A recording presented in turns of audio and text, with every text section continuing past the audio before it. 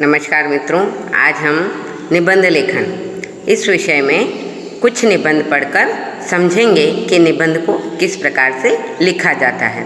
पिछले अभ्यासक्रम में हमने पढ़ा था कि निबंध लिखने के समय क्या क्या सावधानी रखनी चाहिए, क्या क्या बातें ध्यान रखनी चाहिए। ये सभी बातें हमने पढ़ी हैं। अब हम चलते हैं निबंध लेखन की ओर। यहाँ पर आज प्रस्तुत है पुस्तक की आत्मकथा। तो पुस्तक की आत्मकथा यानी ऑटोबायोग्राफी, अपने बारे में पुस्तक लिख रही है। तो अपने बारे में लिख रही है, इसलिए यह सारी जानकारी पुस्तक की यहाँ पर समाहित की गई है। पुस्तक कहती है, मैं पुस्तक हूँ। जिस रूप में मैं आज आपको दिखाई देती हूँ, प्राचीन काल में मेरा यह स्वरूप नहीं था। प्राचीन काल यानी पुराने समय में गुरु शिष्य को मौखिक ज्ञान देते थे, यानी गुरुकुल में बच्चे रहते थे। वहाँ पर गुरु शस्त्र और शास्त्र दोनों की शिक्षा मौखिक ही देते थे। गुरुकुल में ही छात्र विषय को सुनकर ज्ञान ग्रहण करते थे। उस समय तक तो कागज का आविष्कार भी नहीं हुआ था, लेकिन बाद में गुरुओं को थोड़ी तकलीफ़ का अनुभव हुआ कि उन्हें ऐसा एहसास होने लगा कि अगर वह चले गए तो उनके साथ साथ यह विद्या भी चली जाएगी। तो इसलिए उन्होंने इसे लिपिबद्ध रखने का निर्णय लिया। तो इसे इस प्रकार लिखेंगे कि धीरे धीरे इस कार्य में कठिनाई का अनुभव हुआ, क्योंकि ज्ञान को सुरक्षित अगली पीढ़ी तक पहुंचाने के लिए उसका लिपिबद्ध होना आवश्यक था। तब ऋषियों ने भोजपत्र पर लिखना शुरू किया। भोजपत्र यानी एक प्रकार का पत्ता जिस पर ऋषि लिखकर, लकड़ी का बनाया हुआ एक पत्ता जिस पर लिखकर उसे सुरक्षित रखा जाता था। यह ही कागज का प्रथम स्वरूप था। मुझे कागज का रूप देने के लिए घास फूस, बांस के टुकड़े, पुराने कपड़ों के चिथड़े, इन सबको कूट पीट कर गलाया जाता है। उसकी लुगदी तैयार की जाती है और उस लुगदी को मशीनों के नीचे दबाया जाता है। तब जाके पुस्तक का कागज बनता है। यानी पुस्तक का सर्वप्रथम भाग क्या है? कागज। और कागज किस प्रकार बनता है?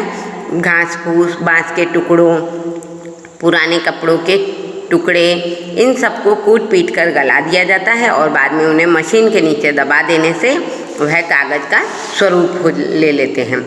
इसके बाद जब कागज बन गया तो मेरा स्वरूप तैयार हो जाने पर मुझे लेखक के पास लिखने भेजा जाता है। अब लेखक उस पर लिखता है। वहाँ से मैं प्रकाशक के पास फिर प्रेस में जाती हूँ। प्रकाशक यानी जो प्रिंटिंग प्रेस चलाते हैं। तो प्रकाशक उस पुस्तक को छापते हैं। छापे खाने से निकलकर जिल्द बनाने वालों के पास मुझे काटकर सुइयों से छेद करके मुझे सिला जाता है। अलग अलग पन्नों को छापकर और उन्हें एक साथ इकट्ठा करके उन पेजों को व्यवस्थित रूप से सजाकर सुइयों से छेद करके उन पे जिल्द चढ़ाया जाता है और उसके बाद उस पुस्तक का स्वरूप पूर्ण बनता है। यानी तब जाके हमारे पास एक पुस्तक सामने आती है। उसके बाद प्रकाशक मुझे अपनी दुकान पर ले जाता है और छोटे से बड़े पुस्तक विक्रेताओं के हाथों में मुझे बेच दिया जाता है। अब पुस्तक कह रही है, यह मेरे बनने की प्रक्रिया है। अब मुझ में विद्या की देवी सरस्वती का वास है। यानी पुस्तक के अंदर जो भी ज्ञान लिखा हुआ होता है वह ज्ञान हमें विद्या प्रदान करने में सहायक होता है। तो मुझ में विद्या की देवी सरस्वती का वास है। अध्ययन में रुचि रखने वालों की तो मैं मित्र हूँ। यानी जिसकी पढ़ने में ज़्यादा रुचि होगी उसके लिए उसकी फ्रेंड्स क्या होंगी? किताबें होंगी। जिस प्रकार जिसकी खेलों में ज़्यादा रुचि होती है तो उसके मित्र क्या होते हैं? खेल के साधन। तो उसी प्रकार शिक्षा जिसको ज़्यादा प्रिय होती है, विद्या, उसकी मित्र उसकी पुस्तकें होती हैं। तो मैं उनकी बुद्धि से अज्ञान रूपी अंधकार को दूर करने का कार्य करती हूँ। यानी पुस्तकें हमारे मन से अज्ञानता को दूर करने का कार्य करती हैं। सभी विद्यार्थियों के लिए मैं उनकी सफलता की कुंजी हूँ। वे मुझे पढ़कर धीरे धीरे आगे बढ़ते हैं। अब जब हमें ज्ञान अर्जित करना है तो पुस्तक के द्वारा ही हम ज्ञान अर्जित करके धीरे धीरे आगे बढ़ते हैं और अपना लक्ष्य प्राप्त करके जीविका कमाने में लग जाते हैं। जो मेरा सही इस्तेमाल नहीं करते वह प्रगति की दौड़ में पिछड़ जाते हैं। आपने यहाँ पर देखा ही होगा, कई निरक्षर बच्चे होते हैं जो पढ़ते नहीं हैं, लिखते नहीं हैं, तो उनका भविष्य अंधकारमय होता है। उन्हें मेहनत मजदूरी करके अपना जीवन यापन करना पड़ता है, तो वह लोग प्रगति की दौड़ में पिछड़ जाते हैं। इसीलिए हमारे माता पिता हमें यह सलाह देते हैं, बेटा समय पर पढ़ो, समय पर अपने काम करो, ताकि तुम भविष्य में आगे बढ़ सको और अपना भविष्य संवार सको। पुस्तक कहती है, मैं नहीं चाहती कि लोग मुझे फाड़कर फेंक दें या रद्दी की टोकरी में डाल दें। अब यह पुस्तक अपने दुरुपयोग के बारे में बता रही है कि अगर किसी को पढ़ना नहीं है तो मुझे फाड़कर मत फेंको या मुझे रद्दी की टोकरी में मत डाल दो। जहाँ मैं अपने भविष्य के बारे में पढ़ी यह सोचूं कि हाय मेरा कल क्या होगा, अब एक बार रद्दी की टोकरी में चली गई पुस्तक या फिर फाड़ कर फेंक दी तो उसका कोई अस्तित्व ही नहीं होगा, तो वह कुछ काम की ही नहीं रहेगी। इसलिए पुस्तक कहीं यह ना सोचे कि हाय कल मेरा क्या होगा। मैं चाहती हूँ कि लोग मुझे फाड़े नहीं, मुझे घर के एक कोने में सही ढंग से रखें और इस्तेमाल करें। जो मेरा आदर करेगा मैं उसका आदर करूँगी। यह एक सत्य बात है कि जब हम किसी को आदर देते हैं तभी हमें सामने से आदर मिलता है। तो इसलिए जो पुस्तक का आदर करेगा यानी विद्या का आदर करेगा तो विद्या सामने से उसका आदर करेगी। भविष्य में मैं उस व्यक्ति को महान व्यक्तियों की श्रेणी में लाकर खड़ा कर देती हूँ। तो पुस्तक का आदर करने से हम महान लोगों की श्रेणी में भी आ जाते हैं। कितने ही व्यक्ति परिश्रम करके मुझे आप तक पहुँचाते हैं। आप मेरा सदुपयोग करें, मैं केवल यही आशा करती हूँ। तो ये थी एक पुस्तक की आत्मकथा, और पुस्तक अपनी आत्मकथा में यह संदेश देती है कि पुस्तकों का सही सदुपयोग करो और अपने भविष्य को उज्जवल बनाओ। यानी पुस्तकों को पढ़कर हम उनसे सही मार्गदर्शन लेकर अपने भविष्य को संवार सकते हैं और अपने साथ साथ अपने परिवार, अपने देश का भी विकास करने में सहयोग दे सकते हैं। तो ये थी एक पुस्तक की आत्मकथा। अब हम अगले विषय में पढ़ते हैं कि एक वैज्ञानिक का जीवन। पहले हमने पढ़ा एक पुस्तक का जीवन, ऐसे ही हम यहाँ देखते हैं कि किसी वैज्ञानिक का जीवन कैसा होता है। आज का युग तकनीकी युग है।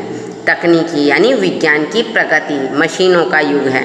हमारे देश के तकनीकी विकास में हमारे देश के वैज्ञानिकों का अमूल्य योगदान है। यानी जितने भी विकास हुए हैं इसमें देश के वैज्ञानिकों का अमूल्य योगदान है। अमूल्य यानी जिसकी कीमत ना की जा सके। एक वैज्ञानिक अपने देश के लिए अपना पूरा जीवन समर्पित कर देते हैं। ये हमेशा अपनी नई नई खोज के पीछे ही लगे रहते हैं। यानी वैज्ञानिक कभी भी फालतू कामों में अपना समय बर्बाद नहीं करते, वे कुछ ना कुछ नया खोजते ही रहते हैं।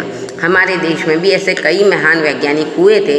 उनमें से एक महान वैज्ञानिक है डॉक्टर सी.वी. रमन। तो आज हम डॉक्टर सी.वी. रमन के जीवन के बारे में पढ़ेंगे। Doctor CV. रमन का जीवन किस प्रकार बीता, तो इसके बारे में अब हम विस्तृत चर्चा करते हैं कि सी.वी. रमन का जन्म 7 नवंबर सन 1888 को तमिलनाडु के एक छोटे से गांव में हुआ था। यानी वह तमिलनाडु के रहने वाले थे। उनकी माता पार्वती अम्मल थी और उनके पिता चंद्रशेखर अय्यर थे। यानी उनकी माता का नाम पार्वती अम्मल और पिता का नाम चंद्रशेखर अय्यर। रमन बचपन से ही कुशाग्र बुद्धि वाले थे। कुशाग्र बुद्धि यानी मेधावी या बहुत ही होशियार या चतुर। वे जब माध्यमिक स्कूल में थे ना, तभी उन्होंने बिजली का डायनेमो बनाया था। और बिजली का डायनेमो बनाया जब उन्होंने, तो यह देखकर उनके टीचर उनके अध्यापक इतने प्रभावित हुए कि वो भी ये सोचते थे कि अब रमन को पढ़ाने के लिए हमारे पास में भी कुछ भी नहीं है। यानी रमन को विद्या का इतना ज्ञान था कि जो भी देखते वह तुरंत सीख लेते थे। सन 1907 में लोक सुंदरी नाम की युवती के साथ मद्रास में वे विवाह के बंधन में बंध गए। यानी उनकी पत्नी का नाम था लोक सुंदरी। पारिवारिक जीवन और गृहस्थी के कारण रमन को नौकरी करनी पड़ी थी कि अपनी गृहस्थी चलाने के लिए उन्हें नौकरी तो करनी थी, परंतु उनके अंतर का वैज्ञानिक इससे संतुष्ट नहीं था। अब जिसका लक्ष्य ही वैज्ञानिक बनना हो तो उसको नौकरी करने में भी फिर कोई रुचि नज़र नहीं आती। तो उनका लक्ष्य क्या था? वैज्ञानिक बनने का। और वह विज्ञान के प्रति इतने आकर्षित थे कि उनका नौकरी में मन ही नहीं लगता था। सन 1928 में उन्होंने इंडियन एसोसिएशन ऑफ साइंस में काम करते हुए रमन प्रभाव की खोज की और सन 1930 में इन्हें भौतिकी पर नोबेल पुरस्कार, जो कि भारत का वैज्ञानिकों के लिए सर्वश्रेष्ठ पुरस्कार है, तो सन 1930 में उन्हें भौतिकी यानी फिजिक्स के लिए नोबेल पुरस्कार भी मिला था। इन्होंने अपने जीवन में बहुत से कार्य किए। ये उच्च कोटि के वैज्ञानिक ही नहीं बल्कि कर्मनिष्ठ व्यक्ति भी थे। कर्मनिष्ठ यानी लगातार काम करते रहने वाला। ये कभी भी आराम से बैठना पसंद नहीं करते थे। फालतू के कामों में अपना समय व्यतीत करना उन्हें जरा भी पसंद नहीं था। वे रोज़ 16 घंटे काम करते थे। वे देश की प्रतिभाओं को विकास के अवसर प्रदान करना चाहते थे। यानी जिस तरह डॉक्टर अब्दुल कलाम बालकों के द्वारा विज्ञान को प्रोत्साहन देते थे उनसे साक्षात्कार लेकर, तो उसी तरह सीवी रमन भी देश की जो भी नन्ही प्रतिभाएं थीं उन्हें विकास के अवसर प्रदान करना चाहते थे।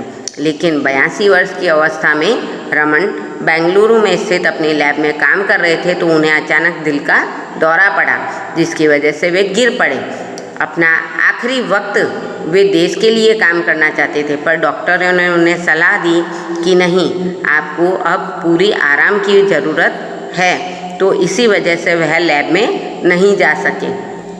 21 नवंबर सन 1970 की सुबह इस महान इंसान का देहांत हो गया। यानी 21 नवंबर 1970 को उन्होंने इस दुनिया को अलविदा कह दिया।